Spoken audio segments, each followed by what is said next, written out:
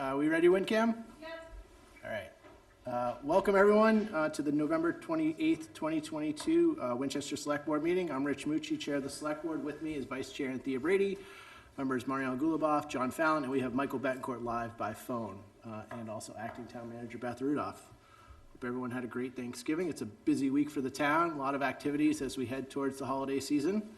Hopefully you'll get to partake in all that is being offered this weekend through the Chamber and all the different organizations putting events on. Should be a fun start to the holiday shopping season. Support our local merchants, buy stuff, get red ticket raffles, tickets. It'll be a fun start here. So we have a light agenda today, but we're going to try to get through it as quickly as we can. I know people are here waiting. Don't want to have them here all night. So with that, we have a bunch of donations to accept. Let's start. Move we accept two arbor stabilization grants to the Recreation Department, November disbursement in the amount of $16,333.33 to be used for the Wrap Kid Connection, and the other in the amount of $5,416.17 to be used for the Lynch After School Program. Second. I'll do a roll call vote since Mike is via phone. John? Yes. Mariano? Yes. Anthea? Yes. Mike? Yes. And I vote yes as well. Move we accept with gratitude a donation of $2,500 from the Winchester Basketball Association to the Recreation Department's middle school youth basketball girls and boys teams. Second. John? Yes. Mariano? Yes. Anthea? Yes. Mike? Yes. I vote yes as well. Move we accept with gratitude a donation of $972 from Cambridge Health Alliance to the Health Department to be used for a cell phone and data plan to be used by the Health Department staff. Second. John? Yes. Mariano? Yes. Anthea? Yes. Mike? Yes. And I vote yes as well. I move we accept with gratitude a donation of $2,500 from Pharma through Michael Day to the Winchester Coalition for the Safer Community for their programs. Second. John? Yes. Mariano? Yes. Anthea? Yes. Mike? Yes. And I vote yes as well. Thank you, everyone, for those kind donations. This really helps the town with all its programming. Beth, do you have anything Sure. in the report? Just a few items. So first, as we all know, I think we're all in a little bit of denial. Our DPW director is retiring as of January 6th. Yes. So in the interim phase, I've appointed our current DPW operations manager, Mike Wise, as the acting DPW director, and Mr. Jim DiTullio will step in as the acting operations manager effective January 7th. Mr. Wise and Mr. DiTullio will be assisted by the existing staff in the department, and Mr. Jim Shattuck will also be stepping up as the acting tree warden effective January 7th. A piece of good news, the town was awarded a $500,000 earmark through the Economic Growth and Relief Bill that was recently signed by Governor Baker to be used towards improvements in our town center. So we're very pleased and very thankful to Senator Lewis and Rep. Day for their efforts on our behalf to secure that earmark. The plan is to use the money towards the improvements, the downtown action plan improvements that we've discussed with Tool Design Group in terms of pedestrian improvements and bike and traffic calming improvements in the town center. So staff is working right now with Tool to put together a proposal for their services for that, and we hope to have that in the next few weeks. I think it will probably take until the new year for us to get the money in place through the earmark, but we want to be ready when the funding comes in. A couple other pieces, transportation leaf drop-off. There's one more Sunday left this upcoming Sunday, December 4th. Household hazardous waste collection day is scheduled for this Saturday, December 3rd at the DPW yard from 9 a.m. to 12 p.m. The all-night parking ban, as a reminder, will begin to be enforced during the winter hours, so you can expect to see vehicles ticketed with warnings and then giving citations as we go over in the next few weeks. As Rich mentioned, there's quite a few events happening around town for the holiday. The Shop and Stroll event kicks off this Thursday from 5 to 10 p.m. The annual tree lighting is held this Friday at 7 p.m. on the town common. And then on Sunday night, there'll be a drive-by Santa event at behind McCall School. There's also a few other fundraiser events, one for the Winchester Got Lunch and Make-A-Wish Foundation, the Winchester Home and Garden Club Annual Festival of Trees, and the annual holiday house tour. So all the information is available on the town's website if people are interested in finding out more. Thank you. Thanks, Beth. Great news. Again, thank you to Senator Lewis, Senator Jalen, Rep. Day for securing that earmark.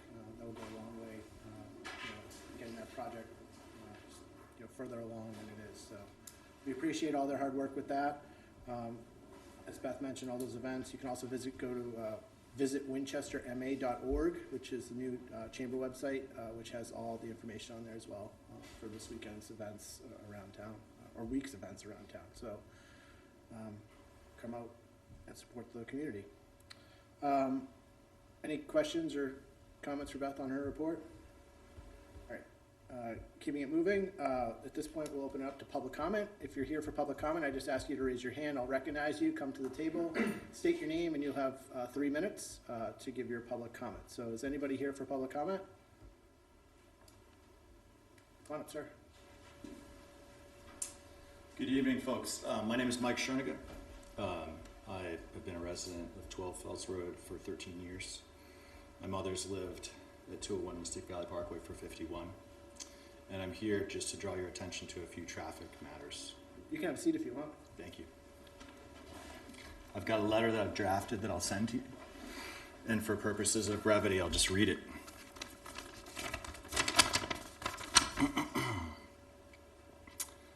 So first of all, I write to express my appreciation to the Winchester Town leadership over the recent years to improve traffic management and safety for town residents and visitors on our town road network. I'll be clear, I'm here because there are 4 specific opportunities that I would like the town to put some attention to if possible. I also write to express to you my grave concern about the remaining risks to town residents and taxpayers of all ages of remaining unresolved traffic management issues, specifically on Highland Avenue, Forest Street, and 2 intersections that are within a stone's throw of where we're sitting. Washington and Mystic Valley Parkway, and this 5-way intersection out here. As I said, my mother's lived at 201 Mystic Valley Parkway for 51 years, and I've lived on Fells Road for 13. The first one I want to highlight for you is the intersection right over here. At 3:30 p.m. on Monday, April 5th of 2021, my then 76-year-old mother was struck by a passenger car while in the crosswalk as she was walking from her home to the Winchester post office to mail her 2020 tax return. While she fortunately was not killed, nor did she suffer any permanent brain or spinal injury from the vehicle collision, her leg suffered a severe fracture requiring multiple surgeries and a year of limited mobility and rehabilitation. My mother will never walk the same after the collision as she did before. Just 2 weeks ago, around lunchtime on November 18th, at the same intersection, she was about to cross with a crosswalk signal activated and narrowly avoided getting hit by a semi-truck, construction vehicle that did not heed the stop signal or my mother stepping off the sidewalk. And I'm here to communicate to you that many town residents of all ages use this intersection, and I think that the safety at this intersection needs to be improved. And so I suggest a collaboration between the town and the DCR to evaluate curb bump outs to this intersection, much like we recently installed at the intersection of Waterfield Road and Church Street. The second area that I'd like to draw your attention to is Highland Avenue. I can tell you, as someone who's lived in this community for over 50 years, that the traffic volume and the patterns have changed in 50 years. They were different 40 years ago than they are today. They were different 20 years ago than they are today. They were different 10 years ago than they are today. So this roadway was not designed for the vehicle volume, speeds, the pedestrians, cyclists, and motorists, nor the 3 age groups, school-age children, adults, and retirees that use it now today. And over the 13 years that my family has lived on Fells Road, we've observed or heard about countless traffic incidents on Highland Avenue that have resulted in injury to pedestrians and perhaps cyclists and certainly motorists. There are too many vehicles using this roadway today at speeds that are too high when they're not gridlock traffic during rush hour, stretching from South Border Road to north to the Winchester Hospital. And it's frankly only a matter of time before on Highland Avenue, a child, adult, or grandparent, neighbor, and resident of Winchester is injured or killed from poor traffic management on Highland Avenue. There are incidents every week on that roadway. Forest Street is the third of four areas that I want to draw your attention to. The same conditions that impact Highland Avenue are evident on Forest Street. I'd like to suggest an immediate reduction of the speed limit to 25 miles an hour on those roadways to get those two roads off of Waze and Google Maps. And I think that that might be the quickest and most cost-effective solution to test. And I think that many local municipalities have evaluated and pursued that option with success in the recent 5 to 7 years. The fourth and final area that I want to draw attention to is the crosswalks out here at this 5-way intersection. I have 2 teenage sons. They went to Morocco. One of them is all the way through McCall and is now at the high school. The second one is in 8th grade. They're both my general size physically. And my 9th grader has told me that the crosswalk signal down there does not have an adequate delay. It has about a 1-second delay from when the light turns red until the crosswalk signal turns white. And kids regularly, and probably adults, and most likely retirees, set foot into the intersection when the crosswalk signal turns white and when the light has just turned red and there may be cars still moving through the intersection. I think that's a dangerous intersection too.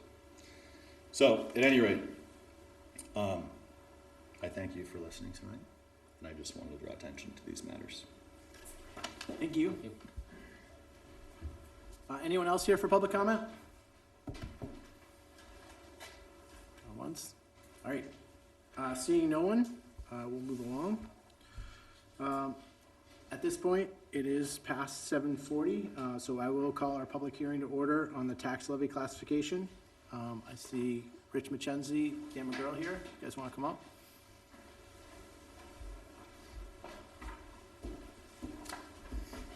How you guys doing? Evening all, how's everybody? So we got some information in our packet. Thank you for providing that. Sure. I'll let you take it away. This is the annual classification hearing. It's pretty simple. We do not classify here in town separate tax rates. The amount of commercial is just not worth doing it. So there are 4 questions. The first question, we vote have one single tax rate, ignoring the fact that we have Chapter 110 that's separate. And then questions 2, 3, and 4, we do not take any action on them because they don't apply here in town as well.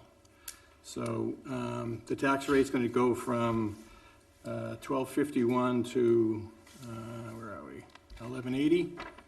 The commercial will drop as well from $11.89 down to $11.24. They're dropping in rate because the values have gone up. It's another reval year for us, and I'm sure you're all well aware the real estate market's fairly phenomenal here in Winchester and elsewhere. This is based on sales from 2020, not even 2021. So the rate's coming down, the values are going up, people's taxes are going up about 2.5%, which is about $402 for an average tax bill now for a single-family home of $16,220. I'll take any questions you have, but generally it's vote 1 for question 1 and no action questions 2, 3, and 4. Thanks, Dan. Any questions for anyone? Thanks. Fine. I do get this question a lot from residents, why don't we do what, Burlington does, which they charge, 26 and instead, or Woburn that also charges like 25, and Lexington, and, my answer is always the same. We don't have that kind of commercial that Lexington, Burlington, Woburn have. We're more like Belmont, that, we're only about 5% commercial, and so is Belmont, and Belmont charges the same rate for commercial and residential, so I think we should continue with that, and that's, anybody listening that has that question, that's always my answer. It continues to be. Is the commercial rate, is it 2.9%? Is that? No, the commercial rate will be $11.24. No, I'm saying in terms of overall. Oh, the percentage? Yeah. 9%, right? It is 2.9 commercial, but it's commercial, industrial, personal property, so you add those up, you come to maybe, 4.5 about.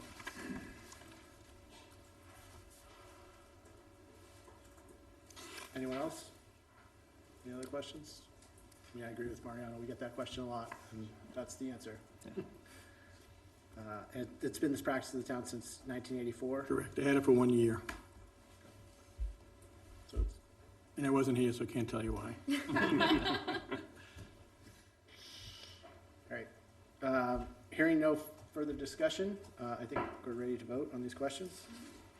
I move that the select board approve the selected residential tax factor of 1.0 as recommended by Dan McGarrell, town assessor, on the Director of Assessments classification tax allocation form for 2023.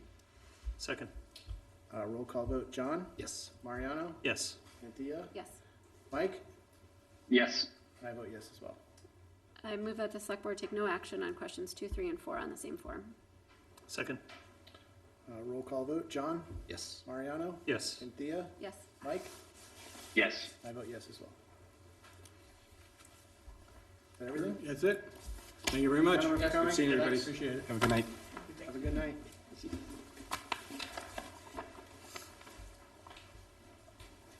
Did I need to take public comment on that? For a public hearing? Is anyone here to comment? Anyone want to add anything before I close it? Hearing You can no one? open it to the public. I mean, we can change our vote if we hear something. Yeah. I mean, is anybody here? Chris, are you here for this, or no? Okay. All right, we'll close the hearing then. Our vote stands. All right, moving on. We have some committee appointments to make tonight to the Board of Registrars. And I know there's 2 candidates here, Catherine Krikorian and Dan Nakamoto. Are you both here? Okay. You guys want to come on up and join us at the table? So this is an appointment to the Board of Registrars, and it is for a term to expire on March 31st, 2025. And I believe this is the Republican appointment to the Nomination to the Board of Registrars. It's made up of the different political parties, and this is the Republican interview and appointment process. So, with that being said, does somebody want to go first and just tell us a little bit about yourselves, and then open up to questions from the board? Go ahead. Hi, okay, I'll start. I have I filled a survey form. Thank you. I've lived in Winchester since '86. Both my kids went to the local schools, graduated high school, and then went on to college. We're, like many of the people in Winchester, fled Boston to come to a town that had a better school system. And for us, it was definitely worth it. I've been active in sort of partisan politics and politics in general. I've been a registered voter for over 50 years. I've been active in political campaigns, knocking on doors, handing leaflets out, holding signs. And on various times, I've served as members of host committees for candidates.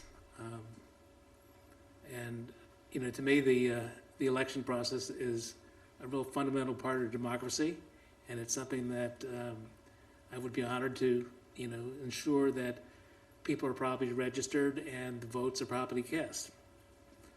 Some other things about me that I've been active in a whole range of community nonprofit organizations. I've co-founded a reuse center that recycled used and surplus building materials and was involved in that for about 20 years. Have served on a board of a number of kids and family serving agencies. And I also served, I thought for 5 years in the town personnel committee, but it turns out my resume says it was 9 years. I didn't think it was that long, but, so I put down 5 years instead because that's what I felt certain of. Goes by fast. Yep. Say that again. Great. Well, thank you. Okay. Any questions for Dan at this point? Any members? Okay. Hearing none. Catherine, why don't you tell us a little about yourself? Well, I've lived in Winchester since 1979. My kids went through the school system here and went off to college after that. One of them is still living in town with us. The other one is in Woburn with a family, grandkids. They keep me busy. I've been involved in the Republican Town Committee with Dan for the last, I think, 10 years, doing the same types of things, door knocking, holding signs in the town, having fundraisers. I have been a business owner. My husband and I started a business. It's hard to believe, but almost 50 years ago, when we were still little kids and newly married. We managed up to, I think we had 110 people employed by the time we sold the company in 2005. And I basically did everything behind the curtains, payroll, all the administrative work, customer relations. I set up a self-funded insurance plan for our company, which worked out terrific and saved us all kinds of money, and we were able to pass on the savings to some of our employees with other plans.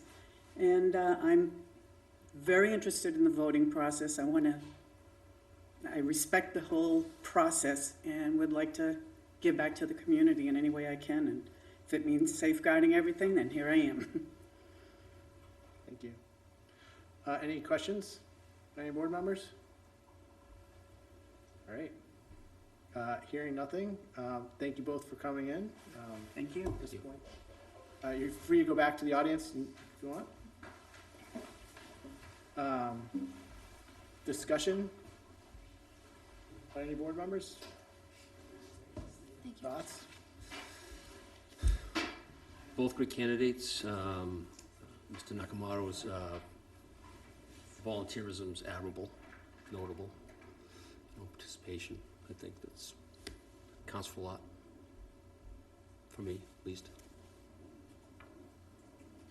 Others? Yeah, I think we have two great candidates, and I know that it's an important role with supporting Mary Ellen in the clerk's office in what's happening with the elections and managing voter and registration. I think both have a strong background within public service. I think it would be a good opportunity to bring Ms. Krikorian in as with someone with a different sort of new background to Winchester, to introduce more people to what's happening in Sorry, the who did you town. say? Catherine. Okay. Other thoughts, anybody? I mean, this is tough for me. I mean, you're both excellent candidates. You both have been involved in the town for a long time, and both been involved in the Republican committee. I hate having to make a choice. I was kind of joking with myself today. I said maybe we can just flip a coin because I don't know how to do this one because I think you're both excellent candidates for the position. Job share. What? What'd you I say? said job share.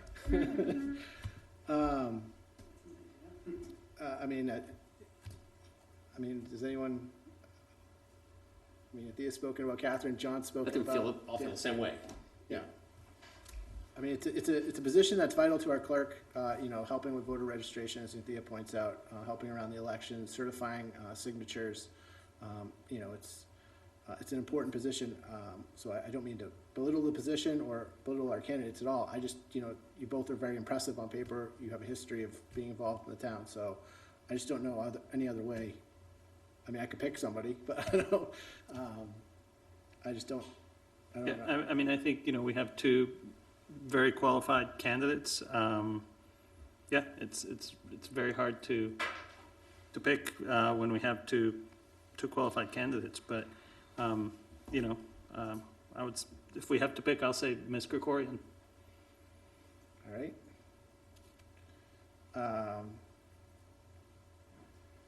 Mike, any thoughts? Still with us? Yeah, I'm there. Thanks, Rich. No, I agree, and I was going to recommend Ms. Krikorian only because I know the high activity level and volunteerism, both of them. I know or believe Mr.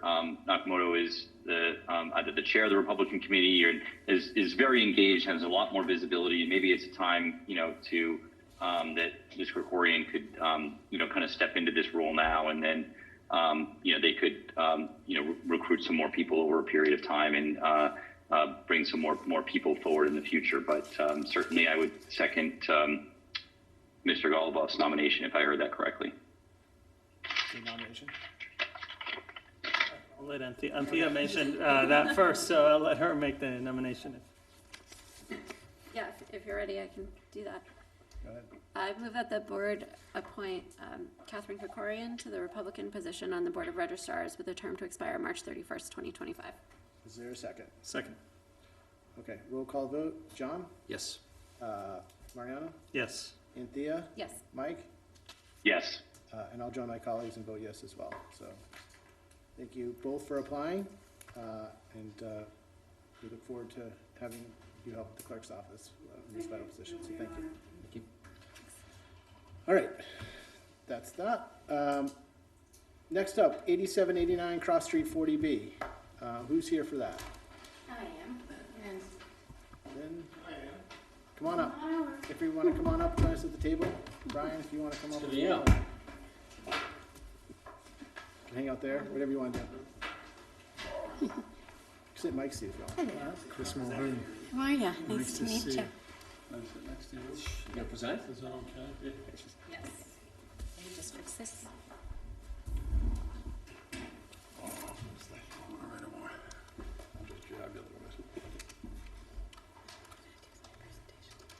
Printed it out and then didn't pick it off the printer.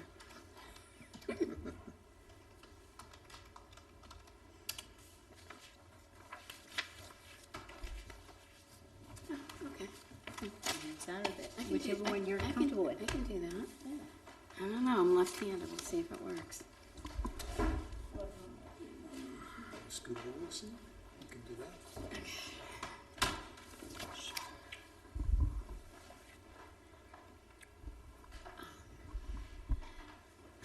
Oh, yeah. Good. Lynn Sweet, LDS Consulting Group. I'm the 40B consultant on 8789 Cross Street. I'm joined by my client, who I think is known to many in town, Mario Cavino, and our architect, Chris Mulhern, as well. And we really appreciate you taking the time to take a look at this project. This is a 9-unit rental project, and small projects that have affordable components are really hard to put together. We understand that this is the first development that the town is looking to vote on for a friendly 40B. So in light of that, I put together a very quick presentation on process. And just this is one of Mario's projects in town that people might have driven by to show that he has built in town, and what he builds is quality. And so hopefully I won't bore you, and if you know this, then just kind of stop me. But the difference between a friendly 40B and a regular 40B is really the starting point. And so in a friendly 40B, the starting point is to go and get a letter of support from the local housing partnership, if there is one, and the highest elected official, so that you're starting having a conversation with the municipality. They're signing on to the application, and that is going to go into DHCD. A traditional 40B is starting with another agency without necessarily town input. So in this particular instance, we have had several meetings with the housing partnership, and I think that we've completed the application. The project has progressed and will continue to progress, and we did get a vote from the Housing Partnership Board a few weeks ago to support the project. And we're here today asking for the Select Board's vote to sign the actual application and provide a letter of support as well. This application has about 10 or 12 attachments. We have sent along all of those attachments, the actual written application, the plans, the qualifications, the numbers. Site control is a really big thing with DHCD. So my goal would be, if there is a positive vote tonight, that we would probably be sending the application into DHCD later this week. We will be sending 3 hard copy notebooks into the state. At least one of those notebooks will make it back to the town, and we will also continue to provide the planning department as well as the secretary from the Board of Selectmen, an electronic version so that you can post all of the documents that you've seen, so anybody can look at it, rather, in a notebook or in a hard copy. DHCD is what's called the subsidizing agency. They are the agency that is going to review this project eligibility request, otherwise known as a PEL.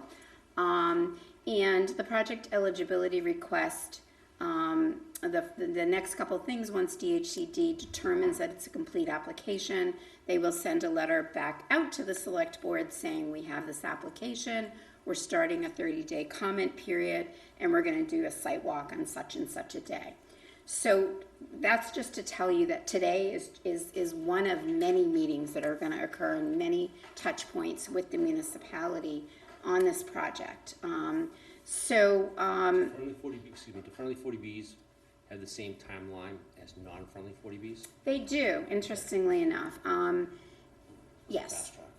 Yeah. Well, I will say that we got within 60 days, we've gotten pretty quick project eligibility letters out of DHCD faster than Mass Housing. Mass Housing is at the moment really bogged down. So in that sense, because there is town support, because the subsidizing agency doesn't end up with 300 neighbors from abutters and politicians, the project eligibility process can be much faster. Cooperation is a good thing. So when the town department heads can certainly send their comments in, and boards can send their comments in, and department heads can come on the site walk. We prefer not to have ZBA members just because it's not in front of them yet, but we invite everybody else. And neighbors can come as well. And typically, if their comments, they tend to be funneled through the select board's office. So the project eligibility letter, DHCD and any other agency has to make 7 findings. Those findings are generally, is a site appropriate for affordable housing? Are the plans appropriate for affordable housing? Does the developer have site control? Do the numbers make sense? And I can't remember the rest of them, but that's just sort of like the general part of it. It really is a very global look, which is generally, does this project make sense for affordable housing at this location? Do the numbers make sense? Can it get to the finish line?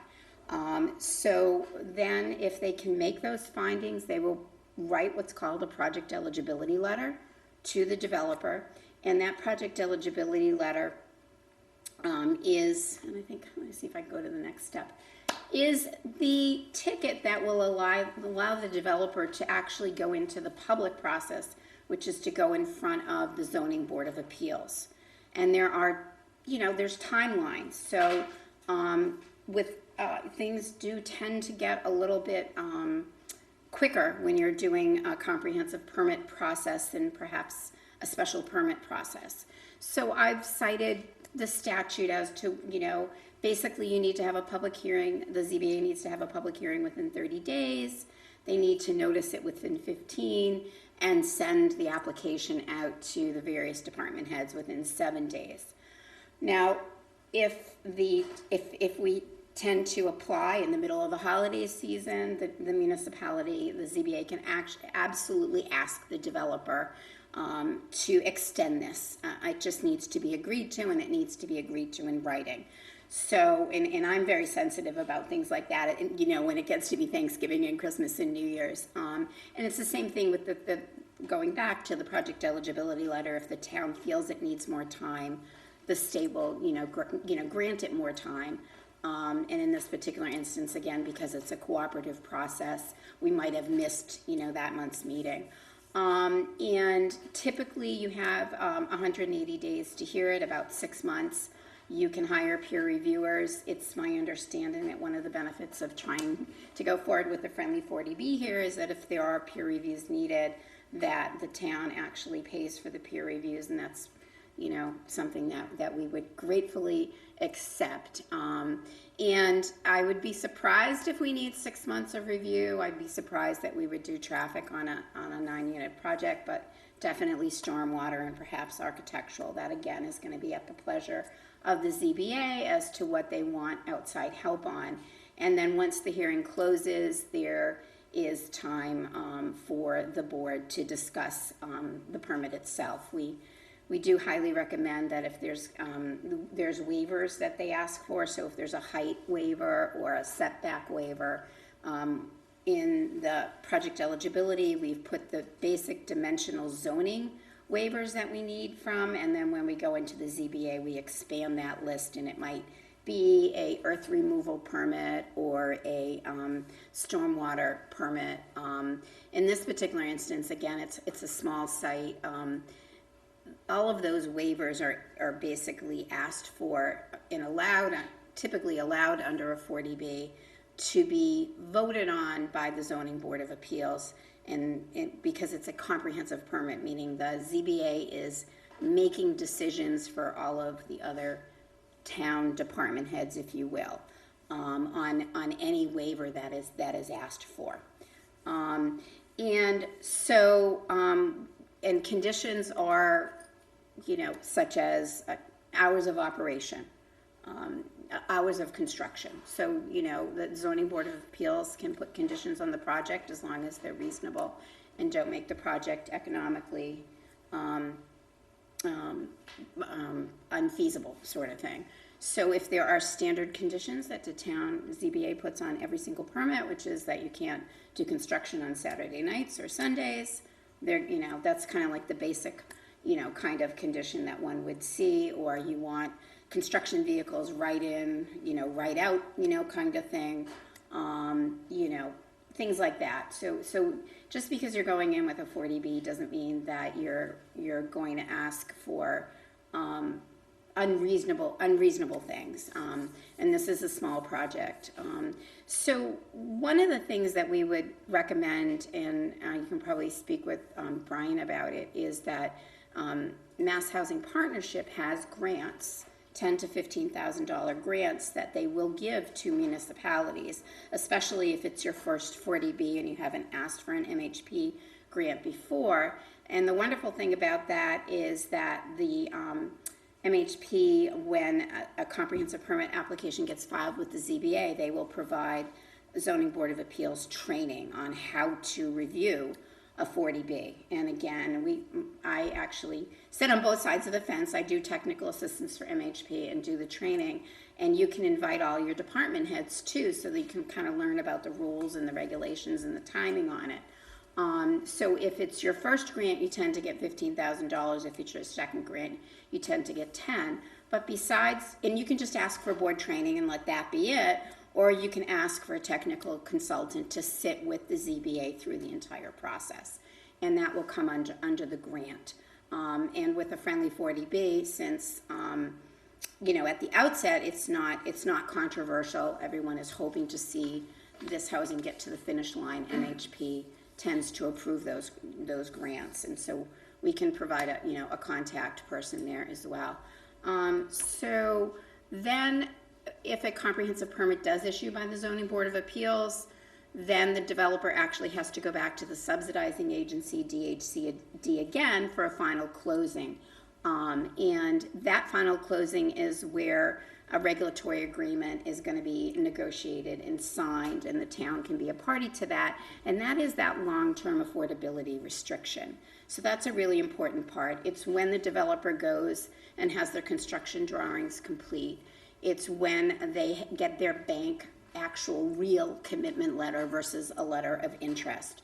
So there's a little bit of bouncing back and forth where you start with the subsidizing agency, you get your Pell, you go to the Zoning Board of Appeals, then you go back to the subsidizing agency, they approve your final marketing plan and a whole host of documents.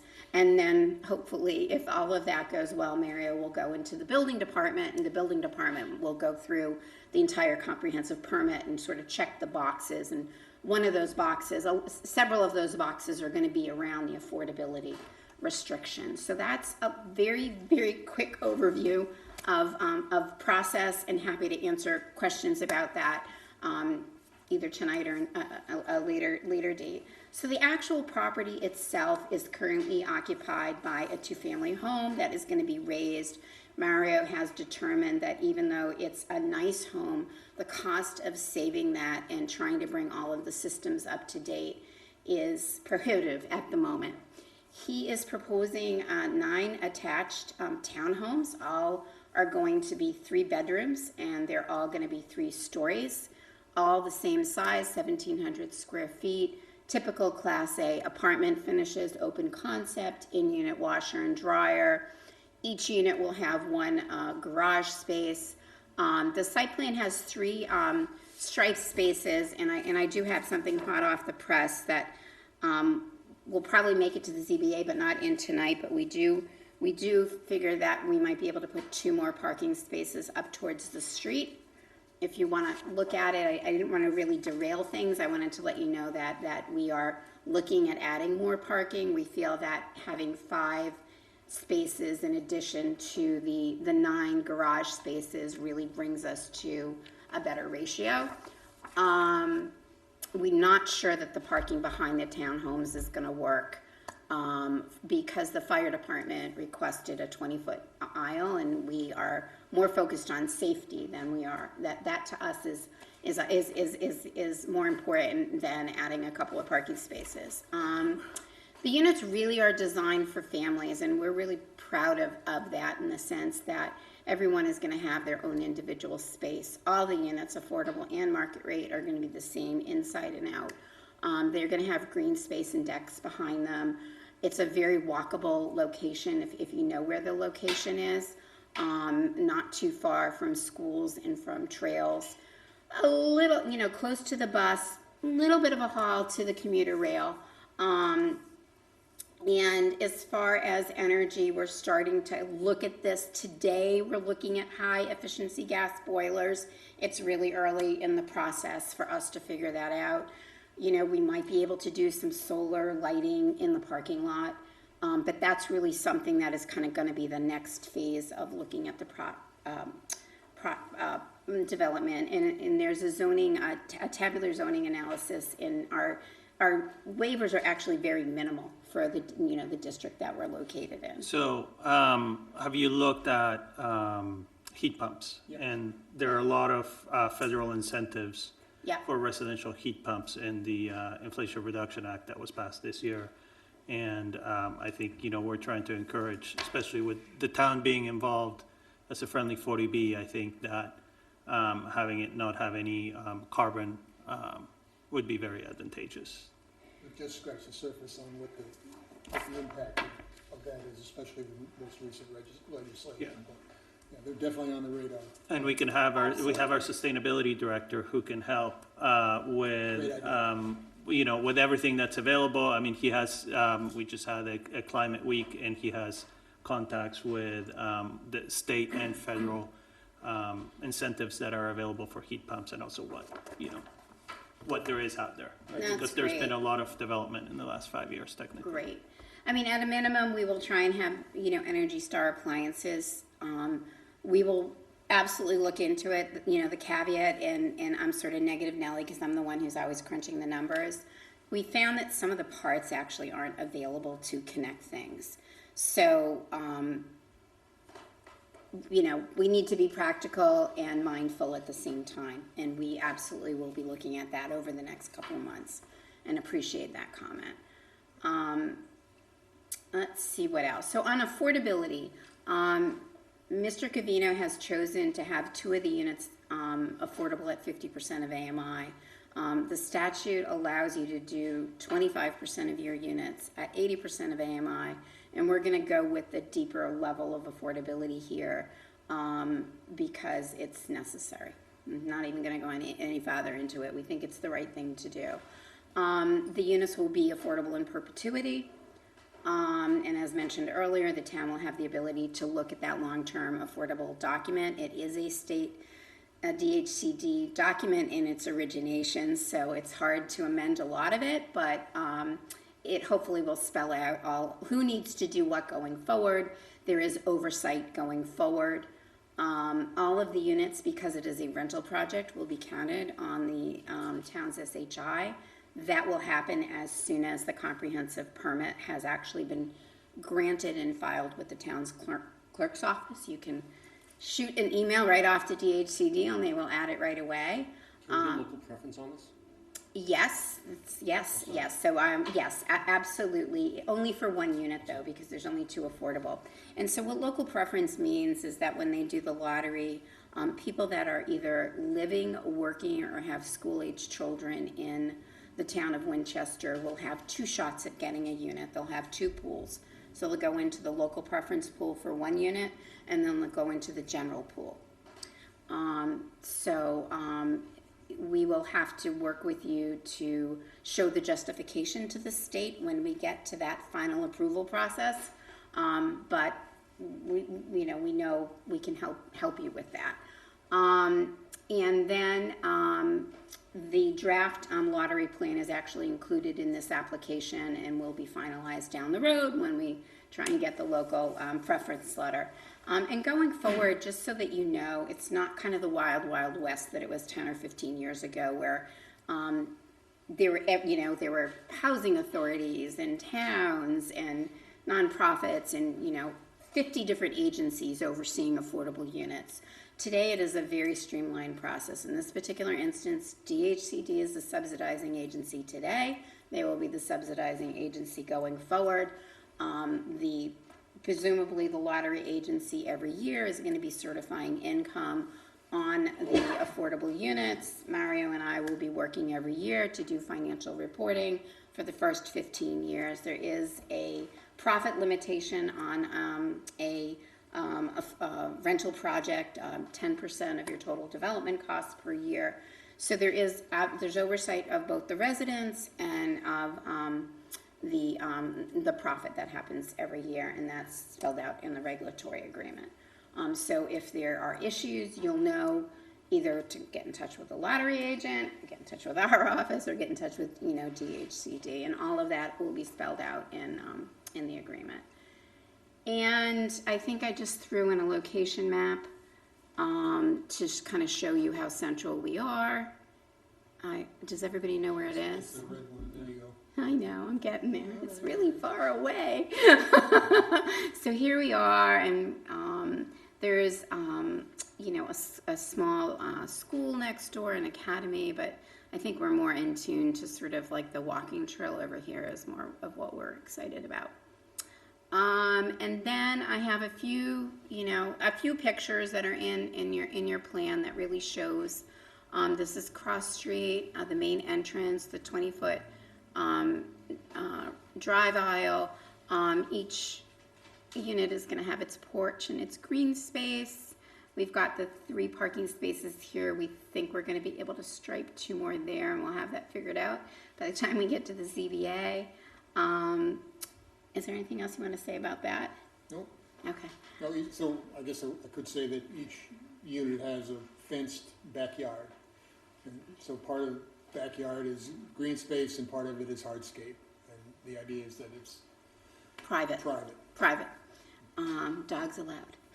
Dogs allowed. And then the balance of the site is common shared green space. Yeah. And so we did, from our original iteration, we did shorten some of the bump outs here to address, the drive aisle. So that's sort of, if you're, what has changed over time, that has changed over time. And then, do you want to talk a little bit about the... Yeah, these are basically straightforward 3-story townhouses. They have a garage entrance and a pedestrian entrance at the base level with a bedroom. The main living space is 1 story up. Oops, I didn't put that in there, sorry. With an open plan living, dining, kitchen area and a bedroom, and then the principal bedroom suite is in the top floor with a bedroom, ensuite bath, and closeting.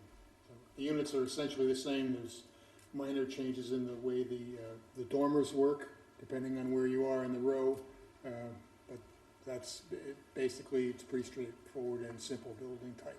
What kind of materials are you looking to use for the outside of the building? So it'll be a durable lap siding, whether it's either James Hardy lap siding or one of the other composites that last for a long time, with composite trim around windows and Therma-Tru doors, garage doors, automatic garage doors, and insulated windows, asphalt shingle roof. So it's going to look like a bunch of other projects that you've seen over the last 5 years. It's nothing really groundbreaking in terms of materials. So that is basically our presentation. Again, we are really appreciative of the opportunity to run this by you and the hard work. I think John's behind me that John has done, with the housing partnership. And we're happy to answer any questions you have. And Yeah, question. The time that you submit to DHCD, what is the average before you can put a shovel in the ground? Is it 18 months? hopefully it's going to be quicker than that. So we're hoping, we know that it's sort of the holiday season, so we would say if we get this in now, by the end of January, mid-February, we would have the POW. And so then if we're in front of the ZBA, we're March, April, May, June, maybe. I mean, I can't imagine we're going to have something to talk about for 4 months, but it is, even though it's a small project, it should go through the process, the process. They have a maximum of 6 months, though, right? They have a maximum of 6 months. So, August at the latest, they would have to make a decision, right? Right. So yeah, that would be, so in 6 months, if we go in March, we're into September? Did I do that right? August, September. Hopefully there won't be an appeal. Hopefully they'll close the hearing and vote on the decision right away and not wait for 40 days. So, we would love to see, having the permit in hand by, early fall. And so I would say that we're a year, 12 months away from going in the ground, 12 to 14, if everything aligns and goes well, would be terrific. We don't have control over a lot of the process. Is the construction period a year? Is it? Yeah, probably a year. Yeah, 12 to 14 months probably. Yeah, so you're about 2 years away from, CO, and hopefully less than a year away of getting them, getting them on the inventory. And I didn't mention this, but Mario he'll be doing the, the building and the managing, and so you'll know who to, call if there's any issues. He's in it for the long haul. He's not going anywhere. We did provide a little bit of background on him. He's very modest. He didn't even want to be here tonight, so I'm just like, but he has done, a lot of experience with construction, and for a 9-unit project, having all of that ability to just have one person and not contracting out a bunch of things is really one of the ways that the numbers is going to work on this. Other questions? I just want to add, I think this has come up a couple times, and the location where it is, all the traffic earlier, is also kind of on the radar for being a funky intersection there where Cross and Forest Street hit, especially if, it is absolutely conducive to families, because the bike path that goes this way goes straight to the school. So, I think it could be an opportunity around traffic just to collaborate and look at that intersection to make sure that if there, because there's not, as you know, there's not really houses necessarily there, to be able to take a look at the bike path crossing and Forest Street and Cross Street, just to make sure it's added safety if families are moving in there. The bike path crossing and Cross Street. Crossing. Yeah, so Crossing Forest. The Forest and Cross, and then the bike path crossing on Cross. That's still called Forest Street down there? It is, yeah. It is, yeah. Forest Street. Okay. We can go, walk. I guess we can go walk that and sort of see. Yeah, what jog that looks across like. that intersection at 8:30 in the morning, and It's a tough intersection. but it does get little dicey sometimes. Are there school buses in Winchester, just out of curiosity, or would Yes. somebody Are, but need to get to school under their, their parents, or would it? within I that, thought. most students that are coming through there would be walking Yeah. to Okay. cross Okay. To the elementary to school. the Walking to Marat. To the elementary, Yeah, okay. so it's kind of on this far side of this Right. pond Right. at the Yep. bottom there. There's, This- yeah, there's probably a bus for Yeah, it's right there. McCall, Yeah. Yeah, bus to McCall. bus to and you're on McCall, your own for high and school. probably walk to high school. And it's the same bus, but I don't know if there's I think most kids from there would walk to the high school. yeah. So we can see if there's any crossing guards or anything like that there, if there's a sidewalk or. There's a rapid flashing beacon, for the bike path. I was gonna mention that, Yeah. that's real effective there. Yeah, it is. The only issue is when you come on the bike path from the south side and you get to Cross Street, the sidewalk is really, really narrow. And we purposely didn't make the crosswalk at the same spot where the bike ends, because we don't want kids to ride their bikes and just jump onto the street, right? Because there's cars coming. So the idea is you dismount, when you get there, you walk, the 20 feet over to where the rapid flashing beacon is, and you cross there and you continue north. But the one issue there right now is that sidewalk is very, very narrow, so. I Maybe mean, we the can problem make is there's a river, right, it's a bridge, it's not an easy problem to solve. Right. Well, we can certainly meet with the DPW. Is there a traffic, I'm assuming there's a traffic committee here. I mean, we can start exploring it. It may be bigger than us, but we can at least, bring it to light, and see if there's anything that we can mitigate. I know with 9 units, I mean, sometimes you do put like a school bus area, but in this particular instance, it's hard, it's not gonna be that, it's not 40 apartments where you're gonna have a lot, a lot. So we appreciate the The comment. question will be how do the kids, if there are kids that live there, how do they cross street safely, right? That's gonna be Understood. a big issue. Okay. And I think the concern is the kids walking across the Forest Street Right. to get to that rapid flashing beacon, that crosswalk. There's a lot of cars that come in and out of that Forest This one Street. here, Yeah. So as they're going there's a down lot the of people street, that, They don't stop. they don't they stop, don't is stop, turning in and turning out. taking that right turn from Forest onto Yeah. Cross Street. And a lot of people come in Cross Street under the train track and then turn left Then into left Forest onto without Forest, looking yeah. if there's pedestrians there. So I think that's- that's a concern. Yeah, so you're thinking that this is the only residence that's gonna have people walking from there? It Oh, no, sounds no, like no. there are other, There are No, other houses there's- up through there, but I just wonder, I wonder if There there's are a other need for houses, a but crossing most of the guard. other houses are on the Oh. other side of Forest Street, so Yeah. the kids wouldn't have to cross Forest Street, right? Whereas here, Okay. right, on both sides, you have the vet Okay. is over there next to it, and then you have a commercial next to it, Right. and you have, yeah. right. This is a commercial building here. Yeah, yeah. There's a those are all condominium on commercial. the corner, and these are houses going up this way. There's Yeah. a few houses down here, there's a little cul-de-sac in here that might generate some kids, but I doubt they go up to that flashing beacon to cross the street. No, if you're on that, right where your Yeah. pointer is, between there and there is a crossing guard up at Cross and Washington. Right here, But yeah. that straight stretch is, easier sight lines to Mhm. cross Mm-hmm. wherever Okay. you want to.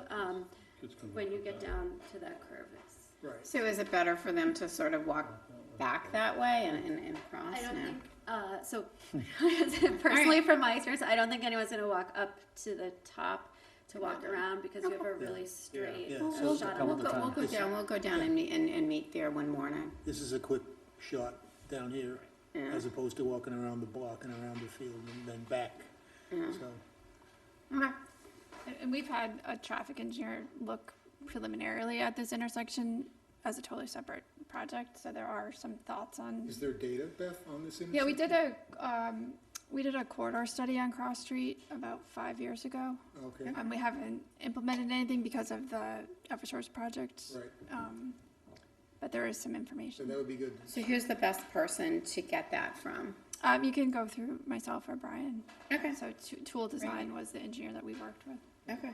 Bed and breakfast in your house? yeah, I don't think there is a bed and breakfast over there, but you never know. There's Other questions? All right.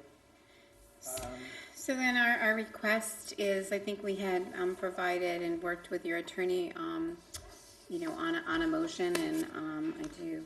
I think we saw a draft letter in our package. Is everyone comfortable with that letter? So there was, There was one revision. town council reviewed it and made a few edits, yeah. You guys have no problem with that revision? Nope, and I've got a signature page for the application and a letter for John to sign too, so if it is the will of the board, we would. Any board members, any discussion? Everyone saw that letter? I mean, I think that would be the letter we would be voting on submitting. I think it looked good to me. You know, again, we've seen this project a couple of times now. It gets better. Mike, you trying to say something? Yeah, thanks, Rich. I'll just say, just want to say thank you to Mario and Lynn and their team as the board's representative to the Housing Partnership Board. They've been very engaged with us, answering our questions, changing the project. As you know, they've been in front of the board a couple times. These kinds of projects are really ideal for us, and this is a good partnership. And so just wanted to express my gratitude. It's the deep level of affordability at the location, and they really have been listening to a lot of the neighborhood's concerns around safety and traffic and parking. And so, you know, I'm just fully supportive and appreciate the time that they've put into this. I hope that it can move through the process very efficiently. So, but certainly supportive of the letter as written with the changes and the project in general. So thank you. Yeah, I was gonna say what he said, so. Thanks, everyone. All right, so if there's a motion, we would entertain it. Yep. I move that the select board vote to endorse the rental housing project proposed by 8789 Cross Street LLC located at 8789 Cross Street, Winchester, Mass. With 9 rental units, 7 market rate and 2 affordable at 50% of AMI under the Department of Housing and Community Development, DHCD's local initiative program, the LIP, and that the town supports waiving the appraisal requirement due to the size of the development. Further, that the select board is hereby duly authorized to execute a letter of support containing the information required by DHCD for a LIP endorsement and to execute the LIP application for the project. Second. Roll call vote. John? Yes. Mariano? Yes. Anthea? Yes. Mike? Yes. And I vote yes as well. Thank you all for coming in tonight. Thank you for the presentation. Good luck with everything. So, I was gonna say, from a process perspective, how do I get the letter and the signature? I already told you. You're gonna get it right now. In my email. You'll get I'm we'll getting sign it it this right on now, hand. and then Patty will work tomorrow to put the letter on letterhead, and we'll get that over to you tomorrow. Do you want to sign your letter? Thank you so much. Thank you. Thanks. I printed one out too. All right, keeping it moving, we have a consent agenda. Want to just approve that? I move we approve the consent agenda for Monday, November 28th, 2022. Second. Roll call vote. John? Yes. Mariano? Yes. Anthea? Yes. Mike? Yes. I vote yes as well. All right, thank you. All right, our last item on the agenda is our town manager search, so I'll say bye to Beth. Thank you, Beth, for everything tonight. Have a good night.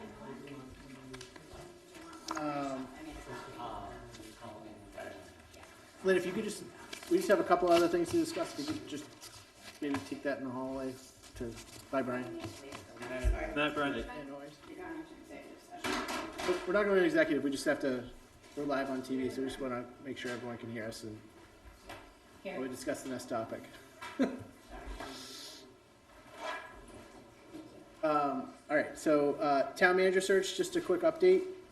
So my understanding is that the screening committee interviewed candidates, I think it was last week, maybe the week before, the 18th and the 19th. And they've narrowed it down, so they'll present 3 candidates from what they've interviewed, and Beth as well will get an interview. So I think in our packets for Friday will be those lists of individuals and their background. And Enzo Rascinato will be here. He was voted chair of the screening committee, and he'll be here to present those names along with Paradigm to the board on Monday night. The plan is to conduct interviews on Wednesday and Thursday night of next week, the 7th and the 8th. We'll have 2 candidates each night for an hour and some space in between. So I think the first candidate will start at 7. The next candidate will start at I think 8:15, just to give us some wiggle room. A couple of just housekeeping questions for all of you to decide is during the screening interviews, Paradigm asked the questions to the candidates. I didn't know what our preference was as a board. Do we want to ask the questions or let Paradigm ask the questions? What was explained to me was, sometimes, it's better for Paradigm to ask the questions, or boards like it when Paradigm asks the questions, only because it allows you to just concentrate on the answers and listening rather than having to think about what the next question is. And then obviously, jump in, I plan this to be open discussions, jump in with follow-up questions or further questions. But it's just an option that I wanted to just poll all of you on. First off, do we want to ask the questions ourselves, or would we like Paradigm to ask those questions? I guess would be the first question. I think we should ask the questions. Okay. It'll create a different dynamic if Paradigm asks. Yeah, I mean, if for set questions, I don't have a preference whether it's us or Paradigm. But for follow-up questions, we definitely should be, we should be free to ask any question we want. Absolutely. Based on. Yeah, I guess I'm talking about the so. set questions is what they were referring to. And then we would jump in with follow-up questions and any questions you want. How are we coming up with set questions anyway? So I think Paradigm, that was the next question. So Paradigm would suggest questions, and then we could throw in questions as well. If board members have questions that they want, to be asked as well. Yeah, I don't want it to be too scripted, though. Right.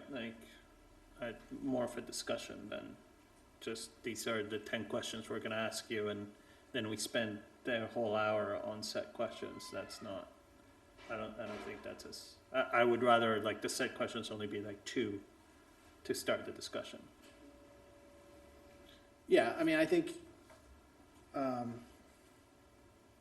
we can get a recommendation from Paradigm, but I think there needs to be a certain number of set questions to make the hour productive, right? And, maybe you don't get to all the set questions because you have a lively discussion, but I think we should be, prepared with those questions. So, Could we just understand what we want, what areas we want to cover? Whether it's financial expertise or collective bargaining, or here are the 8 areas we're going to focus on, and we're going to spend 8 minutes on each one. That's not going to be 8, it'll be 7 minutes on each, so we are mindful of the time, we can get through it and not get sidetracked. And if it's Paradigm is going to manage it, they bring the meeting back so we get through the material in the period of time, and we don't end up just talking about 40B for half an hour, what they did in that community, because I care about a whole bunch of other stuff and I want to hear about that. right. I want to be respectful of the candidate's time too. I keep calling them back because we mismanaged our time. So I think that's part of why Paradigm is I wouldn't say suggesting, but, they offer to ask the questions, so they keep everything flowing. They did this, my understanding is they did this with the screening committee. They asked all the questions, and they the feedback that I've received from some of the screening committee members is that it was a very good process.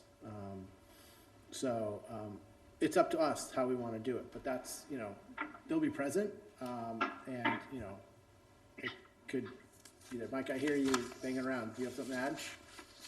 Yeah, thanks, Rich. I guess, somewhere in between the, having some set questions from Paradigm, I think would work well and creates a level of fairness for the candidates as well, who have really kind of hung in with us for this whole process to get to this point. And then, so, it doesn't seem like to them oh, this person asked these questions but didn't ask me the questions in my interview. And so I think the basic questions can come from Paradigm, and then we follow up based on their answers. And I think that just is not only fair, but it really will keep it moving, and we'll make it as productive as possible. So that's what I would say, a combination of both. I think I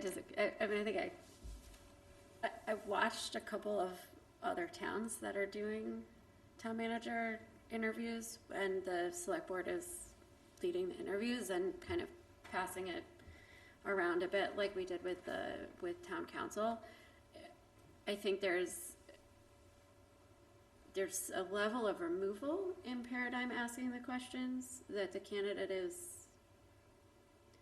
And we have probably 6 people sitting around the table interviewing them, but they're, I think it creates an interesting dynamic to see how someone responds to a question, and responds to the folks who are interviewing them, who they'll be working with, versus responding directly to.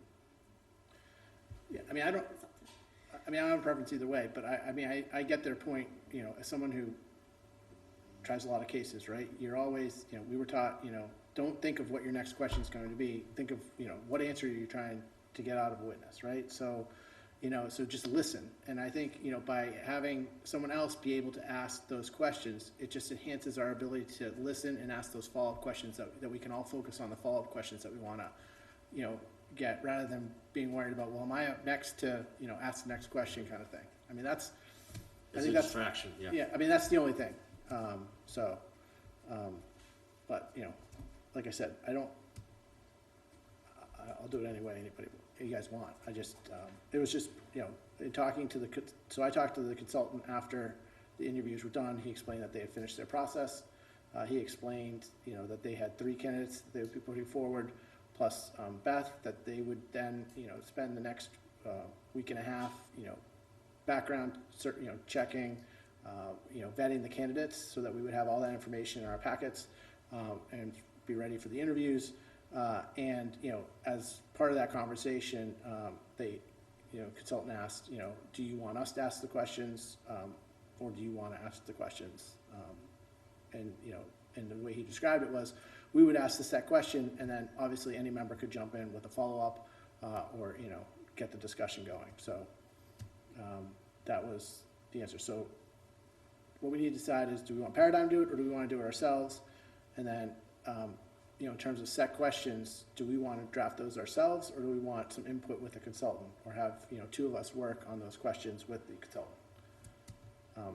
So I think we would want input from the consultant, and so I'm happy to have 2 people work on those questions, with the consultant, and then, we could, certainly circulate, I think something, we'll figure out a way to do it. We have a meeting in between the interviews, obviously, so we can discuss, anything, so that's preliminarily, that's what we need to decide tonight, is so that the Paradigm can be prepared, and that we get, this week, we make a productive week, so that, at least 2 people max 2 people are working with the consultant, to get that process, finalized. Yeah, I'm all for having the consultant draft a list of questions that we can review. I'm nominating Mike Betancourt to work on developing those questions.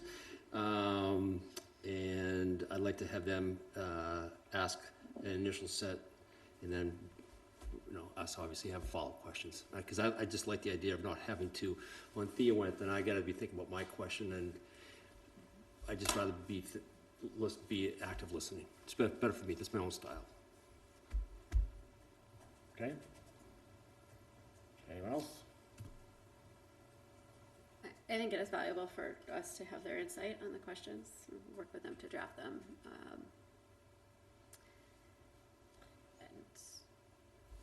And if the decision is to have them ask the questions, I'm fine with that. I just want to make sure that we have a good dynamic with that happening. So it would be interesting to, know if this is something they're typically doing. So I asked that question. He said it's like a 50-50 split. And they'll be here on Monday night. We can ask them as well. I just think they want to be prepared, so we want to give them as much lead time as possible. In terms of working with the consultant, I mean, Anthea and I have been the go-between. I'm happy to have someone else do the questions with them. Let's just be wise. Right. If you 2 have been working with them, then it makes sense to continue doing I mean, it's that. up to you guys. My feedback would be, let's reduce the number of set questions, because, different people have different backgrounds, right? So the same question unless we get everybody have the same resume, just in different towns, it doesn't make sense to ask the same Yep. set questions to one person and us to another person. If somebody's coming more from a finance side and somebody's coming more from an operations side, then, you know, it would make sense to ask more of the financial questions to the operation, right? You know, figure out other things based on resume than just having the same 10 questions for everybody. Okay. You know, hopefully we're getting people from different backgrounds.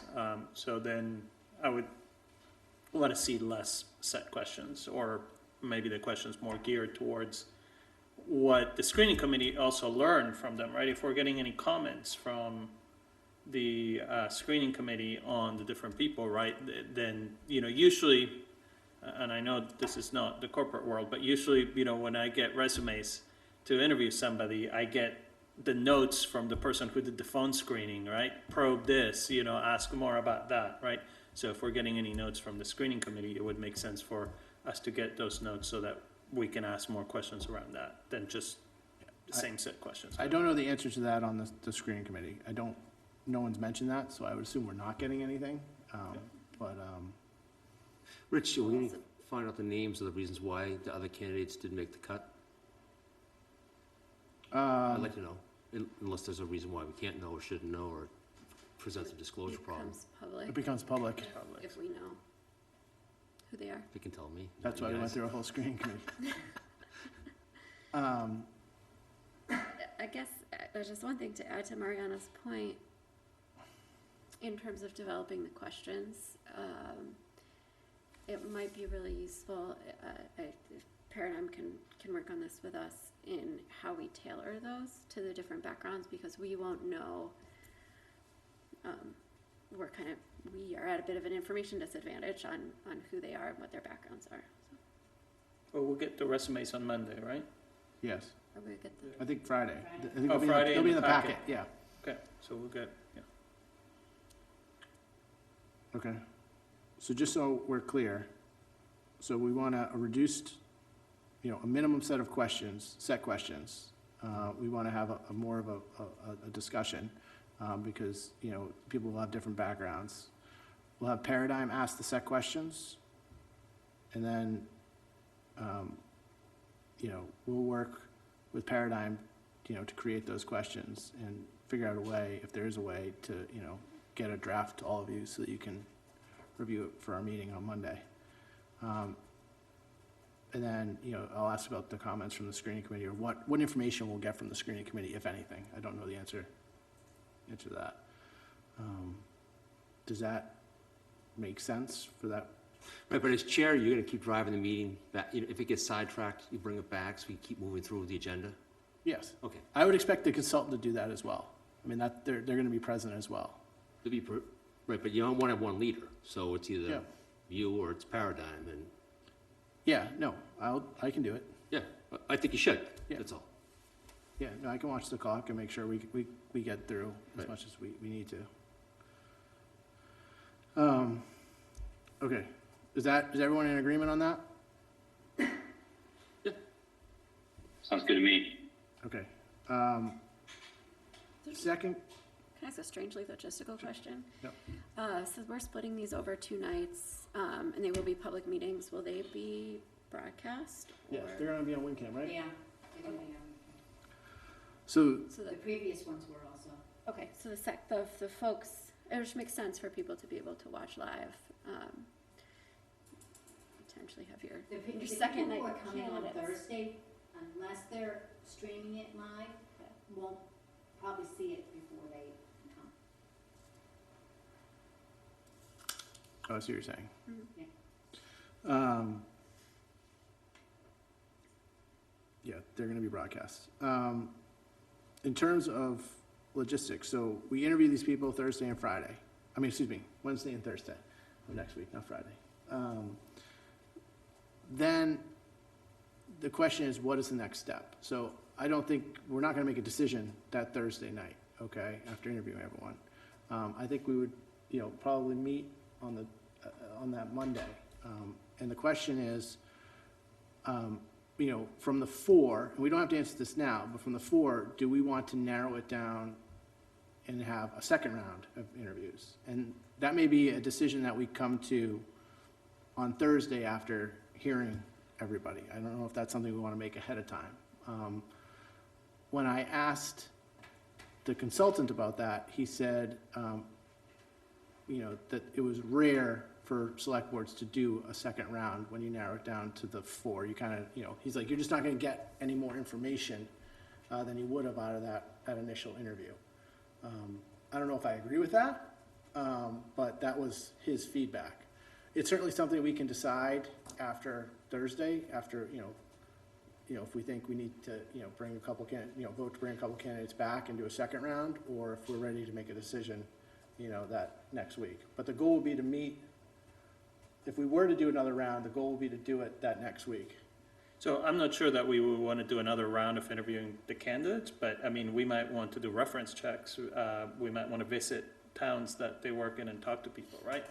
If we are between 2 candidates, we might want to do that on a couple, but I wouldn't say that we would call the candidates back for interview. I agree that I don't know that we would learn much from that. Other thoughts on that? Anybody?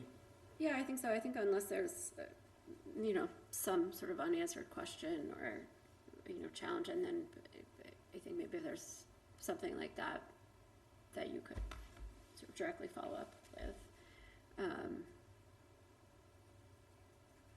But if we're meeting with them for an hour, hopefully that is sort of sufficient after having them been screened and getting the feedback that those are the top candidates.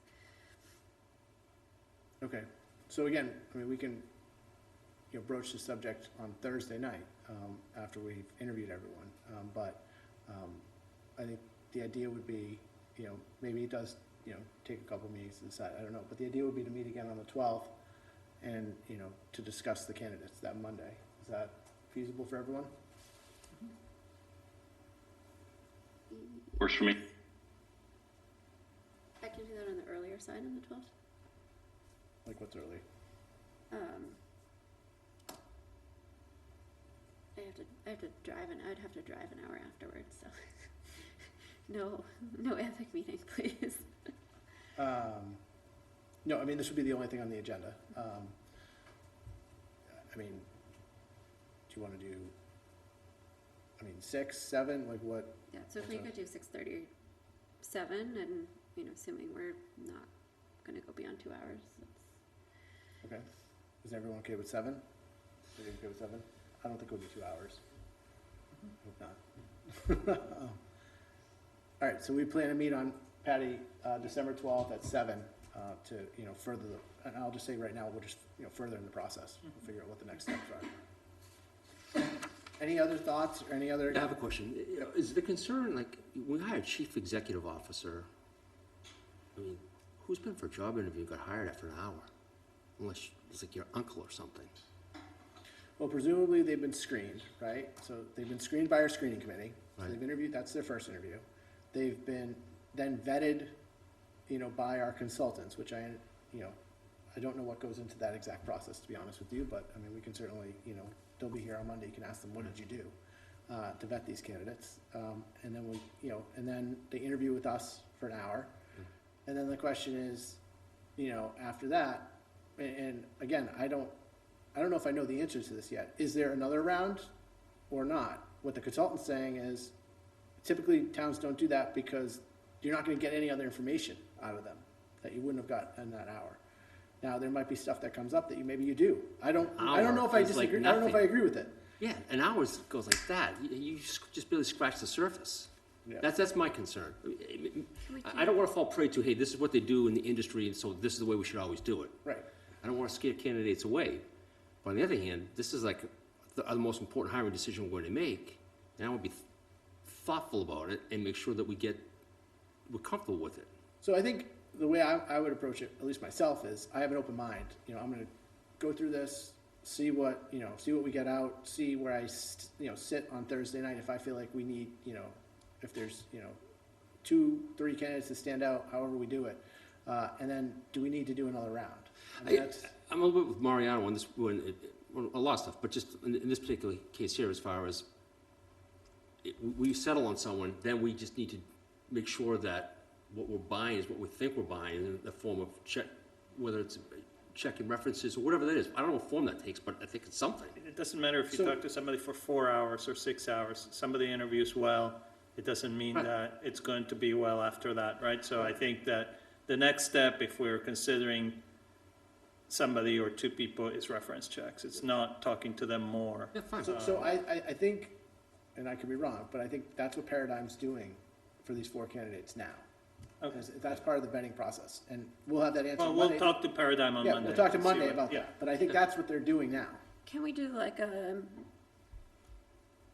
assignment, some sort of, is there's some sort of thing that we can ask them to do to complete that gives us that other picture of, you can sit in front of a room and manage a room for an hour, but can you take a situation and I don't think there's a practicum that we can Is there make them go something through. that we can have them do? Go back to my law school days. If you took the Rhode Island bar exam, you had to do a practicum. And so it was, very discouraging to do the Rhode Island bar exam, because you had to do that third day of, a bar exam. But in any event, If we had done the interviews a month ago, we could have had them all present at town meeting. so, but I mean, I get what you're saying. I mean, I think in some respects, we've hired a consultant that does a lot of these, Yep. and they're kind of guiding us in that process, so I think we have to trust the process. I mean, in my opinion, they've done a good job so far. I have no idea what happened in the screening committees. I have no idea who the candidates are. I know nothing. I just know that they've conducted this, and I know that they needed, at least, because of Thanksgiving, a week and a half to, vet the candidates, because it wasn't enough time. So, obviously, if they need a week and a half on 4 people, they're spending some time doing something. Right. So, I think, Anthea and I can certainly, talk to them this week, and so they'll be here on Monday to answer your questions. But I think at this point, why don't we just keep an open mind and see, conduct these interviews, and then maybe circle back on Thursday or even Monday, if we get more information from the consultant when they're here, about what the next step should be after that interview. But I think we need to move quickly, and keep it going, because I think as time draws on, things tend to happen. Yeah. You see that in any search, right? You look, a coach search, any type of search, things happen. So, so we just need to be prepared to move, not only Deliberately, not quickly. Yeah, exactly, deliberately. That the week of the 12th, just be prepared to meet and take the next steps. Am I missing anything? Anybody? I haven't heard any noise from Mike. You're banging. He's Somebody still in his banging. cage. Okay, so that's how we'll proceed. And then Theo, you and I can set up a time with Paradigm this week. All right, anything else? All right, can I get a motion to adjourn? No. We did it. Yeah. Well, I was printing. Yes. Sorry. We're efficient. It is 8:59, I believe. Yeah. Yes. Motion to adjourn. Second, Roll call vote, John. Yes. Mariano. yes. Anthea. yes. Mike. Yes. Have a good night, Mike. And I Thank love you. this as well. Thanks.